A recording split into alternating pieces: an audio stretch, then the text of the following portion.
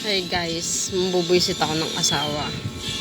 Hindi na kasi ako makapag-content ng maayos kasi yung nagbibideo sa akin may pasok na. Kaya mga asar na lang tayo ng asawa.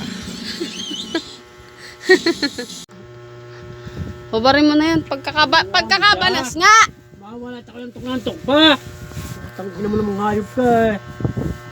Yan, hubarin mo yan at gawa ng...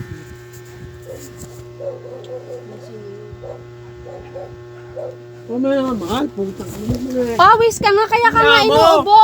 Ayaw mo yung umalis dyan! Tuntok pa eh.